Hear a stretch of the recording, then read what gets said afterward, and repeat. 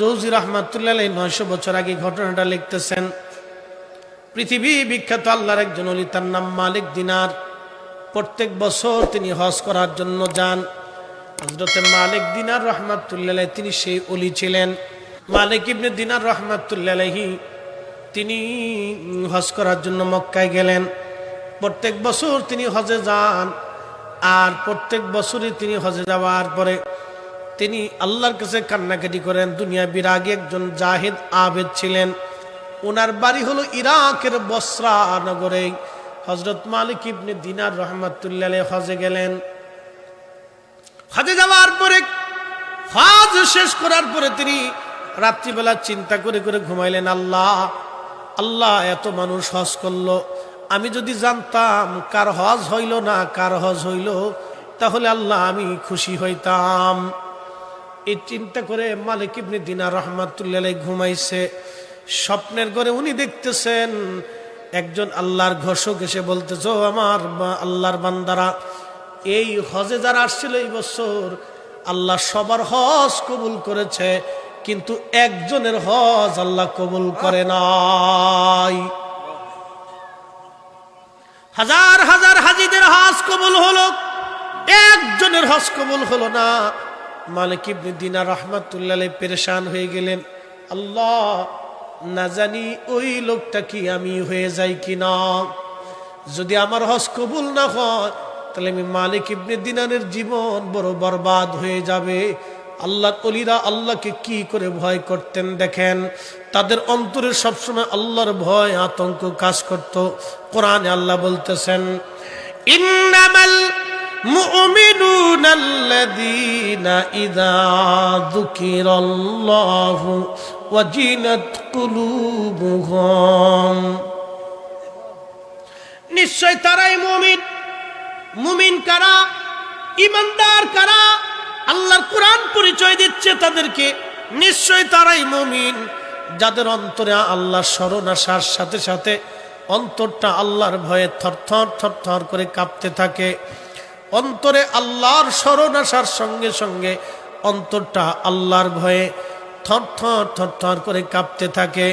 তারা মুমিন মুমিন মুমিন মুমিন মুমিন, তারা মুমিন, তারা ঈমানদার। কেমন মুমিন? একটা ঘটনা না বললেই নয়। আবু বকর সিদ্দিক রাদিয়াল্লাহু আনহু, আহা, প্রত্যেক দিন গোলাম তাকে খাবার এনে দেয়। আজকে খাবার এনে দিল গোলাম। আবু বকর সিদ্দিক জিজ্ঞেস করলেন, গোলাম রে, কোথার থেকে তুমি খাবার আনছো? গোলাম বলল, মনিব, আমি ওই যে আপনার কি বলে গণকের বাড়ি থেকে খাবার আনছি। আপনাদেরকে আজকে একটা মশালা বলে দিয়ে যাই, যারা হাত গণনা করে ভাগ্য গণনা করে রুটি রুজি করে তাদের বাড়ি খাবেন না, তাদের সম্পদ ছোবেন না। কুত্তার বিষ্ঠা যেমন নাপাক হারাম, গণকের বাড়ির খাবার ওই রকম হারাম। প্রশ্ন রাখবেন, মুফতি সাহেব, কুত্তার বিষ্ঠা কি? কুত্তা খাওয়ার পরে যেই বমি করে এটাকে বিষ্ঠা বলা হয়। কুত্তা খাবার পরে যেই বমি করে খাবারটা ফেলে দেয় এটা যেমন নাপাক, ঘৃণিত, পচা, ওই রকম গণকের বাড়ির খাবার ওই রকম পচা, ঘৃণিত, নাপাক। যারা হাত গণনা করে ভাগ্য গণনা করে রুটি রুজি করে, আমাদের দেশে এরকম বহু মানুষ আছে যারা ফকির ফক্কার দেখবেন তারা গণনা করে, নাউজুবিল্লাহি মিন যালিক। এদের বাড়ি খাবার খাওয়া হারাম হারাম হারাম, আল্লাহর রাসূল হারাম করে দিয়ে গেছে। সারা জীবন মনে রাখবেন, এই ভাজনদের মুসলমান, হযরত আবু বকরের গোলাম বলে, হুজুর গণকের বাড়ি থেকে খাবার আনছি। এবার আবু বকর সিদ্দিক রাদিয়াল্লাহু আনহু পেরেশান হয়ে গেলেন। বললি কিরে গোলাম, গণকের বাড়ির খাবার তুই আমার জন্য আনছিস? এই কথা বলার পরে ওনার আঙ্গুল ওনার মুখের মধ্যে ঢুকাই দিলেন। বমি আসে না, আসে না, দম আটকে যায়, বমি আসে না। সাহাবীরা বলে, ইয়া আমিরুল মুমিনিন, আপনি তো মারা যাবেন। আমিরুল মুমিনিন আবু বকর সিদ্দিক বলল, শোনো, গণকের বাড়ির খাবার হারাম। এই খাবার আমার পেটে হজম হওয়ার আগে, আমার রক্তের সাথে মিশার আগে হয় আমাকে মরে যেতে হবে, না খাবার বের করতে হবে। কারণ এই দেহরিয়া একটাবার আল্লাহর আদালতে যদি আমি হাজির হই, আবু বকর, আমি আবু বকরের জিন্দেগি বড় বরবাদ হয়ে যাবে। কোরআন বলতেছে তারা মুমিন। আল্লাহকে যারা এইভাবে ভয় করে তারা মুমিন মুমিন মুমিন মুমিন। তো মালিক ইবনে দিনার অনেক বড় তাসাউফবিদ, আল্লাহর ওলি ছিলেন। সুলাইমান আলাইহিস সালামের বউ ছিল 1000। যে 1000 স্ত্রী ছিল, বেড়া ছিল, বেড়ার মতো ছিল, আমরার মতো মরা ধরা। এক বোরজালায় বাসি না। সুলাইমান আলাইহিস সালামের এটা নবীদের সাবজেক্ট। তো নবীদেরকে আল্লাহ 40 জন মহাপুরুষের শক্তি দিয়ে রাখে। একসাথে বলবেন আল্লাহু আকবার। আবার 40 জন পুরুষের ধৈর্য দিয়ে রাখে, তাদের ধৈর্য তেমন, শক্তিও তেমন। বুঝতে পারছেন?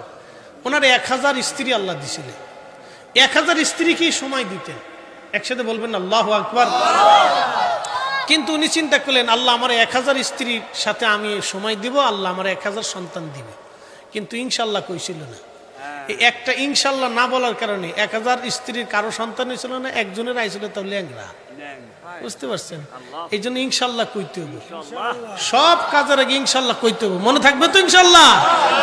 হ্যাঁ, এটা মনে রাখেন। মালিক ইবনে দিনার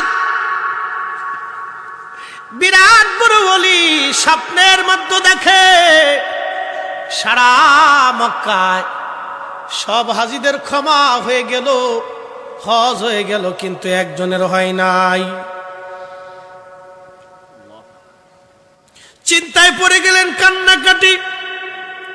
ঘুম থেকে উঠে আর উনি ঘুমাইতে পারেন নাই, কান্না শুরু করছে, আল্লাহ ওই লোকটা যেন আমি না হই। পরের দিন আবার মালিক ইবনে দিনার ঘুমায়, স্বপ্নে আমার আল্লাহ দেখাইলো, মালিক রে, সবার হজ কবুল হইছে, কিন্তু একজনের হজ কবুল হয় নাই।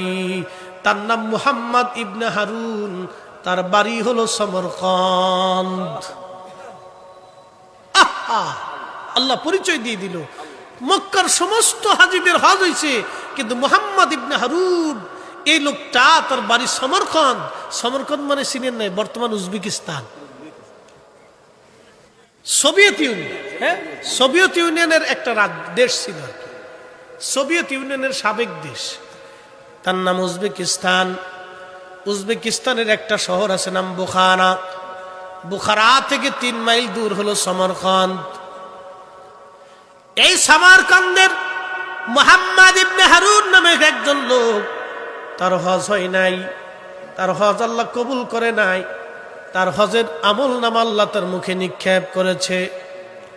এই স্বপ্নটা দেখার পরে হযরত মালিক ইবনে দিনার রাহমাতুল্লাহি আলাইহি মুহাম্মদ ইবনে হারুনকে খুঁজতে লাগলেন। সারা মক্কার অলিগলি দিয়ে খুঁজে, তোমরা কি সমরকন্দের মুহাম্মদ ইবনে হারুন নামে কাউরে চিনো? সমরকন্দ তার বাড়ি। কিছু পুরাতন হাজিরা বলল, হা, আপনি এমন একজন বান্দাকে খুঁজতেছেন যিনি 40 বছর ধরে রোজা রাখে, 40 বছর ধরে রাত্রে ঘুমায় না, 40 বছর ধরে সারা রাত এই মক্কা ইবাদত করে, 40 বছর ধরে সে হজ করতেছে। চিৎকার মেরে জোরে বলেন আল্লাহু আকবার। হযরত মালিক ইবনে দিনার চিন্তায় পড়ে গেলেন, বলো কি, এমন একজন আবেদ, তার হজ কবুল হলো না, কারণ কি? তাকে তো অবশ্যই আমার দেখার দরকার, তার সাথে কথা বলার দরকার। কি বিষয়, কেন তার হজ কবুল হলো না? খুঁজতে খুঁজতে লোকেরা বলল, সে কোথায় আছে? বলতেছে, আপনি মক্কার বিরান ভূমিতে চলে যান, যেখানে মানুষজন থাকে না, একবারে বিরান নিস্তব্ধ নীরব, যায় দেখবেন ওখানে গাছের নিচে এই মুহাম্মদ ইবনে হারুন ইবাদতে মশগুল আছে। দেখেন ইবাদত করে, কিন্তু হজ কবুল হলো না। কি উপায়? আহা, কি সর্বনাশ তার জীবনে হয়ে গেল। হযরত মালিক ইবনে দিনার রাহমাতুল্লাহি আলাইহি রওনা দিছে।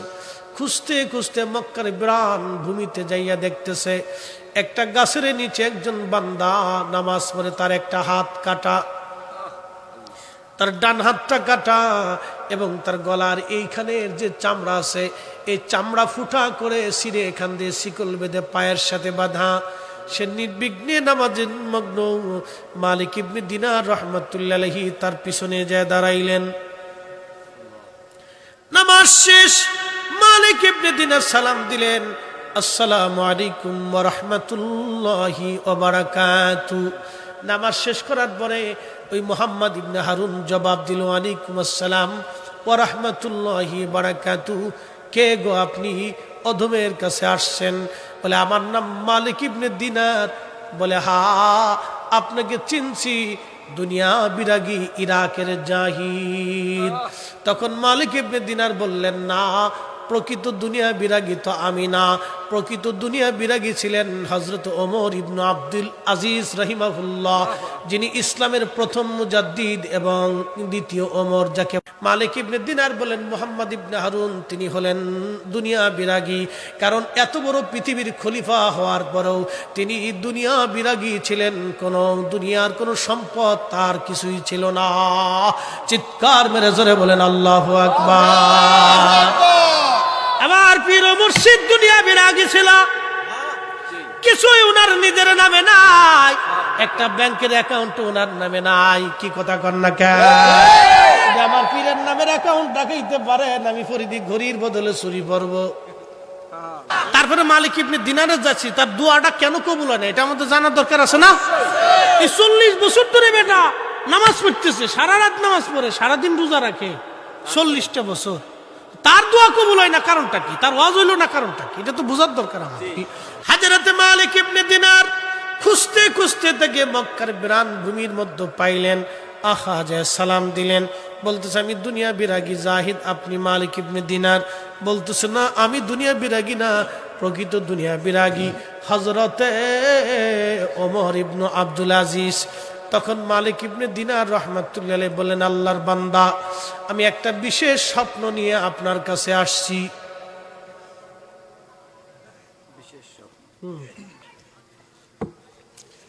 ও আল্লাহর বান্দা, একটা বিশেষ স্বপ্ন নিয়ে আমি আপনার কাছে আসছি। বলে হুজুর কি স্বপ্ন বলেন? বলে আপনার নাম মুহাম্মদ ইবনে হারুন? বলে হ্যাঁ। আপনার বাড়ি সমরকন্দ? বলে হ্যাঁ। বলতেছে আল্লাহর বান্দা, বিশেষ স্বপ্ন হলো, আমি স্বপ্ন দেখেছি আমার মালিক আমার মাওলা বলেছেন সারা মক্কার জমিনে হজ করতে আসা সমস্ত হাজিদের হজ কবুল হয়েছে, কিন্তু আপনার হজ আল্লাহ কবুল করে নাই। যুবক ভাইরা আমার দিকে তাকাবেন, নিয়সটা অত্যন্ত জরুরি জানা এবং বোঝার জন্য, একবারে জীবনের জন্য খুবই ইম্পর্টেন্ট একটা কথা। মা বোনরা আপনারাও শুনে খুব মনোযোগের সাথে দিবেন। এখন কিপ সাইলেন্ট, একবারে পরিপূর্ণ স্থির থাকতে হবে, আপনাকে শুনতে হবে, কেউ কথা বলবেন না। ভলেন্টিয়ার সহ দোকানদার, মাইকে, বাড়িতে, ঘরে, ব্যবসা বাণিজ্যে যারা ঘুরতেছেন তারাও শুনেন, যারা দূরে বসে আছেন তারাও এই কথাটা শুনেন। মালিক ইবনে দিনার রাহমাতুল্লাহ আলাইহি বললেন, আমি স্বপ্ন দেখছি, আল্লাহ পাক আমাকে জানাইছেন মক্কার সবার হজ হইছে, কিন্তু আপনার হজ হলো না। ও মুহাম্মদ ইবনে হারুন, দয়া করে আপনি বলেন তো আপনার জীবনের ইতিহাস। মুহাম্মদ ইবনে হারুন চোখের পানি ছেড়ে দিয়ে অঝোর দ্বারায় কাঁদতেছেন আর বলতেছেন, মালিক ইবনে দিনার, শুধু আপনি না, প্রত্যেক বছরে একজন বুজুর্গকে আল্লাহ স্বপ্ন দেখা, সবার হজ হয় কিন্তু আমার হজ হয় না। আমি জীবনে একটা ভুল আমাকে এই পর্যন্ত নিয়ে আসছে। বলে কি ভুল? দয়া করে বলবেন কি? বলে শুনেন, আমি ছিলাম মদপায়ী, আমার এই হাত কাটা দেখেন, আমার এই গলার মধ্যে চামড়া কেটে আমি শিকল পরিয়ে আজকে 40টা বছর ধরে নিজের সাজা নিজে নিচ্ছি। 40টা বছর ধরে আমি রাত জেগে জেগে মাকাম ইব্রাহিমে নামাজ পড়ি, 40টা বছর আমি রোজা রাখি, 40টা বছর আমি আল্লাহর পথের মুসাফির হয়ে গেছি।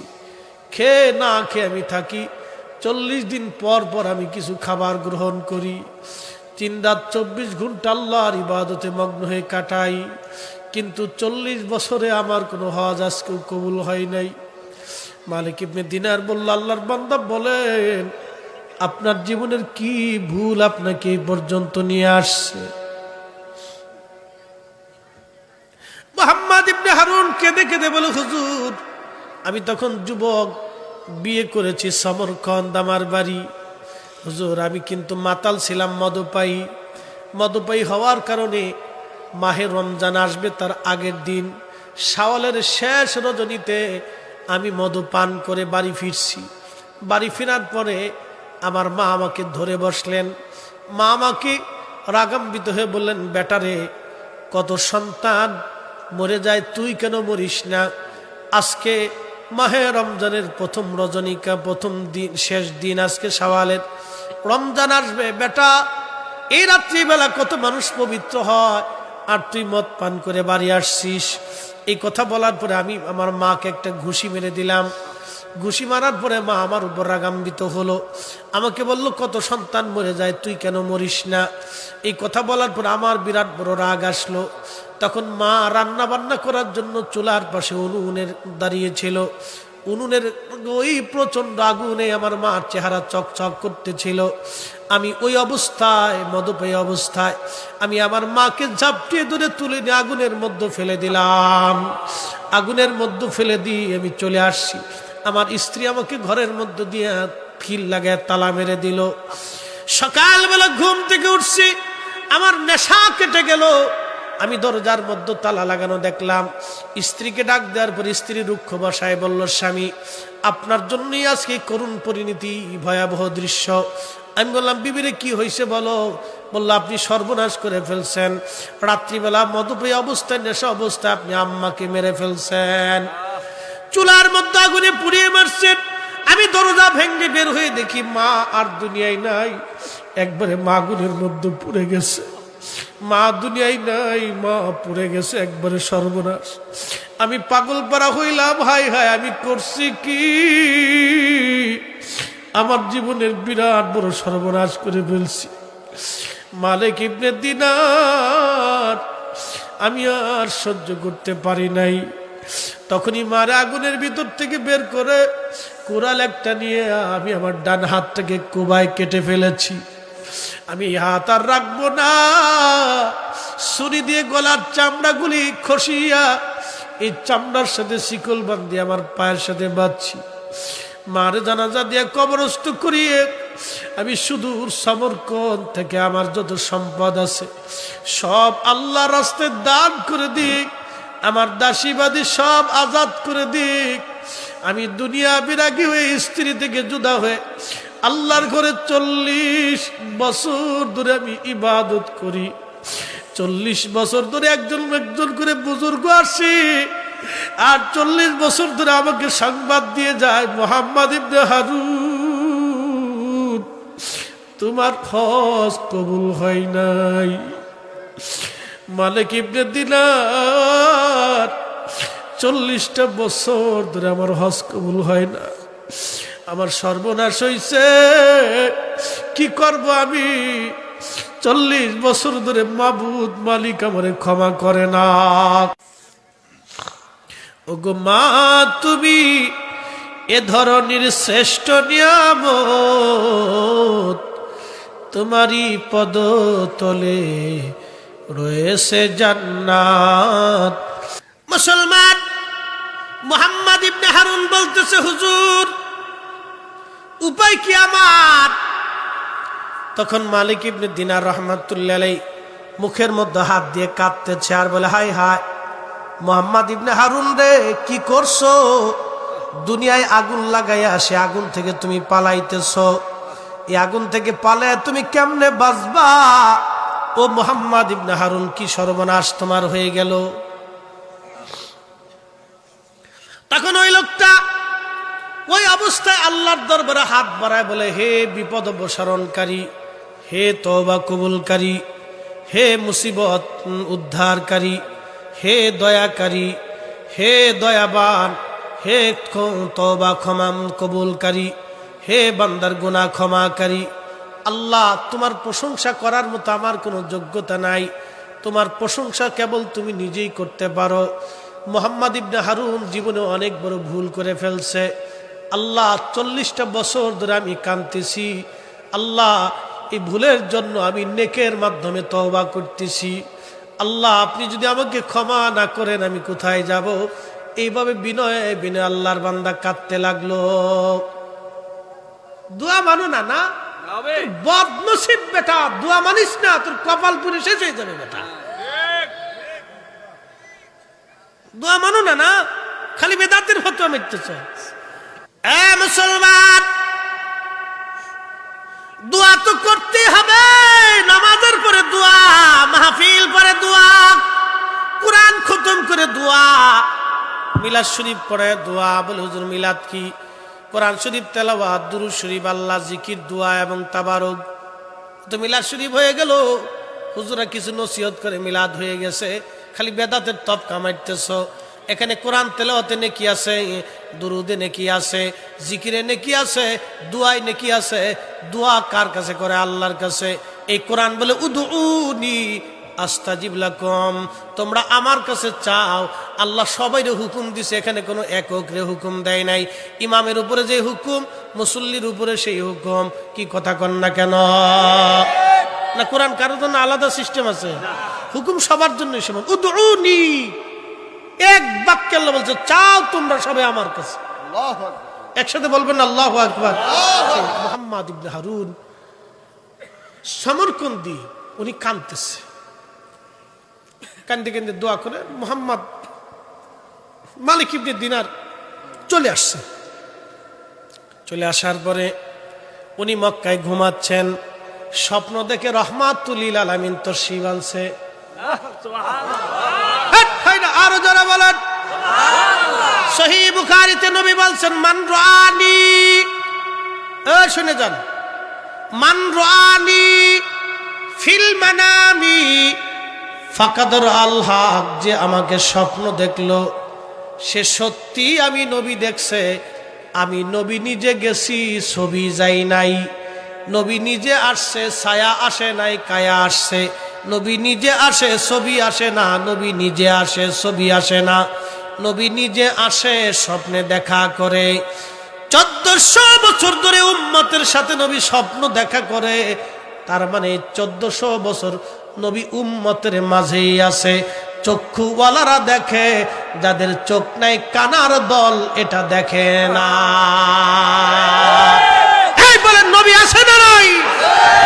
মালিক ইবনে দিনার স্বপ্ন দেখে রাহমাতুল লিল আলামিন তশরিফ আনছে। আল্লাহর নবী আয়েশা বলতেছে, ও মালিক, আল্লাহর রহমত থেকে তোমাকে বান্দাকে নিরাশ করতে কে অনুমতি দিছে? আল্লাহু আকবার। বুঝেন নাই? দোয়া চলবে না বন্ধ হবে? এ মুসলমান, আল্লাহর নবী ডাক দিয়ে বলতেছে, মালিক ইবনে দিনার, আল্লাহর রহমত থেকে তোমাকে নিরাশ করতে কে বলেছে বলো? মালিক ইবনে দিনার মুহাম্মদ ইবনে হারুনের কাছে যাও, সংবাদ দাও আল্লাহ রাব্বুল আলামিন তারে মাফ করছে। আসতে হলো কেন? قل يا عبادي الذين اسرفوا على أنفسهم لا تقنطوا من رحمة الله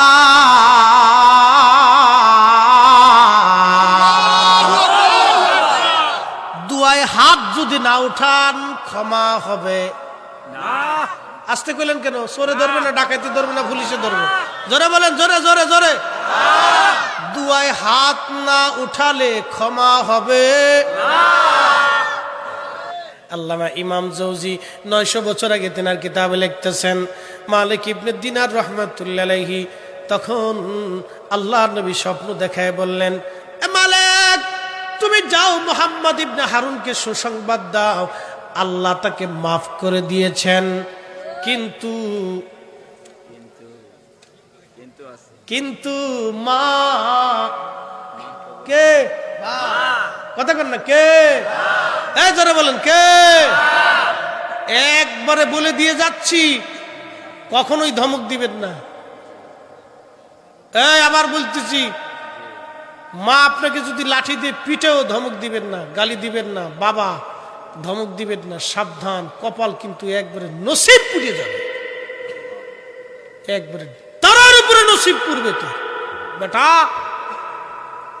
40টা বছর ধরে সে ইবাদত করছে, দিনহীন পরিশ্রম করে, তাও ক্ষমা হয় না আল্লাহর কাছে।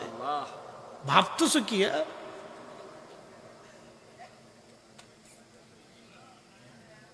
কিন্তু রাসূল করিম বলতেছে মালিক ইবনে দিনার, কিন্তু আল্লাহ ক্ষমা করেছেন বটে। মেহেশরের মাঠে আল্লাহ মুহাম্মদ ইবনে হারুনকে জিনজির পরাইয়া, লোহার জিনজির পরাইয়া আল্লাহ দুনিয়ার সমান 3 দিন তাকে জাহান্নামের লেলিহান আগুনের মধ্যে শাস্তি দিবে। কারণ মায়ের সাথে নাফরমানি করছে, আল্লাহ ছাড় দিবে না। 3 দিন, দুনিয়ার 3 দিন। আল্লাহ বলেন মালিক মুহাম্মদ ইবনে হারুনকে যায় বলো, মেহেশরের মাঠে আল্লাহ তার মায়ের সামনে তার বিচার করবে। সেই দিন সিংহীন প্রাণী, সিংওয়ালা প্রাণী, ফেরেশতা, জিন আর মানব আর ইনসান, কুল কায়নাতের মাখলুক সেই দিন আল্লাহর সামনে দাঁড়াবে। মালিক ইয়াউমিদ্দিন, বিচার দিনের মালিক আল্লাহ। সেই দিন প্রত্যেকটা প্রাণীর চুল চুল পরিমাণে ফয়সালা করবে। সেই দিন আল্লাহ মালিক ইবনে দিনার, শোনো, মুহাম্মদ ইবনে হারুন সমরকন্দিকে বলো, তার মাকে সামনে রেখে আল্লাহ বিচার করবে। তাকে লোহার জিনজির পরিয়ে টানতে টানতে উপর করে শাস্তি দিতে দিতে জাহান্নামের মধ্যে দুনিয়ার 3 দিনের সমান সময় তাকে জাহান্নামের কঠিন শাস্তির ভিতরে নেওয়া হবে। কিন্তু তার মা এই শাস্তি দেখে দয়া পরবশ হয়ে যাবে। তার মার অন্তরে আল্লাহ দয়া সৃষ্টি করে দিবে, তার মা তাকে ক্ষমা করে দিবে, যার কারণে আল্লাহ তাকে ক্ষমা করে দিবে। মালিক ইবনে দিনার চলে গেল মুহাম্মদ ইবনে হারুনের কাছে। যখন এই সুসংবাদ দিল, খুশির আতিশয্যে কেঁদে কেঁদে আর বেশি সময় সে বাঁচতে পারে নাই। তখনই আল্লাহর বান্দা ইন্তেকাল করলো। আল্লাহু আকবার। তখনই সে ইন্তেকাল করলো। মালিক ইবনে দিনার তার জানাজা পড়াইলেন যে আল্লাহর একজন মকবুল বান্দা, আল্লাহ তার মাফ করে দিছে। 40টা বছর সে একটা অপরাধের জন্য মাফ চাইছে। আল্লাহু আকবার। 40টা বছর সে পরিশ্রম করছে একটা অপরাধের জন্য। আমি ভুল করছি, আল্লাহ নেকি দিয়া তোমার কাছে তওবা করতেছি। আমরা মিলাদ শরীফ পড়ে, কোরআন পড়িয়া, দোয়া দুরূদ পড়িয়া আল্লাহর কাছে মাফ চাই নেকি দিয়া। আরে তো বেদাত কে খালি শিক্ষার পারি বেটা। কোরআন আল্লাহ বলতেছেন হাবিব উম্মতকে জানান, যত গুনাহ হোক না কেন আমার রহমত থেকে যেন তারা নিরাশ না হয়। ইন্নাল্লাহা ইয়াগফিরুয যুনুবা জামিআ। আল্লাহু আকবার। আমি আল্লাহ তার জীবনের যাবতীয় সব গুনাহগুলি আমি আল্লাহ মাফ করে দিব। একসাথে জোরে বলেন আল্লাহু আকবার। না না, যে আল্লাহু আকবার না কেবল এটাও শয়তান। জোরে বলেন আল্লাহ। একসাথে হাত উঁচা করে বলেন আল্লাহু আকবার। আরো জোরে আল্লাহু আকবার। কেন আল্লাহু আকবার বারবার বলাইলাম? কারণ এটা আল্লাহ পাকের সব চাইতে বড় ঘোষণা, সব চাইতে বিরাট বড় আল্লাহর ইহসানের ঘোষণা এই কোরআনে। এই ইন্নাল্লাহা ইয়াগফিরুয যুনুবা জামিআ, নিশ্চয় নিশ্চয় আমি আল্লাহ তোমার যাবতীয় সব গুনাহকে মাফ করে দিব। এজন্যই আল্লাহু আকবার বারবার বলেছি। আল্লাহু আকবার। কুল্লু নাফস, এমন কোন জীবন নাই, দায়িকাতুল মাউত, মরণের স্বাদ আস্বাদন করা না লাগবে। ভাজনদির মুসলমান, এই এলাকায় বহুদিন আগে মাহফিলে আসছি, বহু আগে মাহফিলে আসছি। কত চেনা মানুষগুলি কবরের বাসিন্দা হয়ে আজ অচেনা হয়ে গেছে। আজ out of sight, out of mind. চিরসত্য প্রবাদ, চোখের আড়াল হলে মানুষ মনের আড়াল হয়ে যায়। চোখের আড়াল হলে মানুষ মনের আড়াল হয়ে যায়। 40টা বছর একটা মা পরিশ্রম করে করে, রক্ত পানি করে করে সন্তানকে মা বড় বানায়। ওই মা কবরে চলে যাওয়ার পরে কালের বিবর্তনে, সময়ের আবর্তনে সন্তান আর জমি জমার মোহে পড়ে ওই সন্তান মাকেও ভুলিয়া যায়। ভাজনদের মুসলমান, 40টা বছর ধরে একটা বাবা